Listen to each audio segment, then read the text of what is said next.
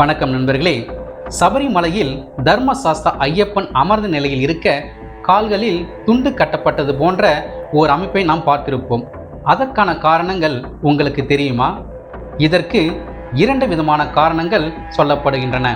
அவை ஐயப்பனின் வளர்ப்பு தந்தையான வந்தல மகாராஜா ஐயப்பன் கேட்டுக்கொண்டதற்கு இணங்க சபரிமலையில் 18 படிகள் அமைத்து கோவிலை கட்டி முடித்தார். ஐயப்பனும் தவகோலத்தில் அங்கிருந்து அனைவருக்கும் அருள்பாலித்துக் கொண்டிருந்தார். ஒருமுறை வந்தல மகாராஜா ஐயப்பனை தரிசிப்பதற்காக சபரிமலை வந்தார். அப்பொழுது தன் தந்தை வந்துள்ளார் என்ற காரணத்திற்காக ஐயப்பன் எழமுன்றார். அப்பொழுது வந்தல மன்னன் இறைவன் தனக்கு மரியாதை செய்ய எழுந்திருக்க கூடாது என்பதற்காக தன் தோளில் மீது போட்டிருந்த அங்க வஸ்திரத்தை எடுத்து ஐயப்பனை நோக்கி தூக்கி எறிந்தார். அது ஐயப்பனின் காலை சுற்றி கொண்டது. அதனால் ஐயப்பன் மேலே எழுந்திருக்க முடியவில்லை. எனவேதான் இந்த நிலையில் ஐயப்பன் காட்சி தருவதாக கூறப்படுகின்றது.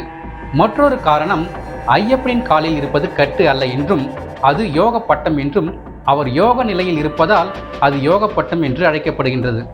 இதேபோன்று யோக பட்டைகளை யோக நரசிம்மர், யோக தட்சிணாமூர்த்தி போன்ற யோக நிலையில் இருக்கும் தெய்வங்களில் நாம் பார்த்திருப்போம். அதுபோன்றே பகவான் சாஸ்தா ஐயப்பன் இயற்கையாகவே யோகேஸ்வர சுரூபத்தில் உள்ளவர். கந்த புராணம் மற்றும் பத்ம புராணங்களில் சாஸ்தாவை யோகேஸ்வரன் என்றே கூறுகின்றனர். தர்மசாஸ்தா ஐயப்பன் வீரம், கம்பீரம் போன்ற கோலங்களில் அச்சன் கோவில் மற்றும் ஆரியங்காவு ஆலயங்களில் இருப்பார். ஆனாலும் சபரிமலையில் யோக நிலையில் அமர்ந்த ஐயப்பனே முக்கியத்துவம் வாய்ந்ததாக கருதப்படுகின்றது. அது மகா யோக பீடமாகும். பகவான் அங்கே தவக்கோலத்தில் இருப்பார். அதன் காரணமாகவே ஐயப்பனின் காலில் யோக பட்டம் கட்டப்பட்டுள்ளது. இந்த யோக பட்டம் கட்டப்பட்ட நிலை ஹரிவராசனம் என்று கூறுவார்கள். இந்த நிலையானது இரண்டு கால்களும் பின்புறத்தின் நிலத்தில் அழிந்து இருக்க முதுகு எலும்பை நேராக நிலைநிறுத்தி அமர்ந்திருப்பதாகும். சபரிமலையை தவிர மற்ற கோவில்களில் ஐயப்பன் வீராசனத்தில் அமர்ந்திருப்பார். அதாவது ஒரு கால் நிலத்திலும் மற்றொரு காலானது மடித்தபடியும் இருக்கும். மடித்த காலையும் இடுப்பையும் சேர்த்து கட்டப்பட்டிருக்கும் பட்டம் வீரப்பட்டம் எனப்படும்.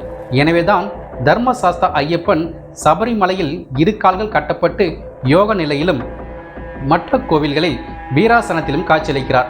இதுதான் தர்மசாஸ்தா ஐயப்பனின் கால்கள் கட்டப்பட்டிருப்பதற்கான காரணமாகும். நன்றி நண்பர்களே, மீண்டும் நாளை சந்திப்போம்.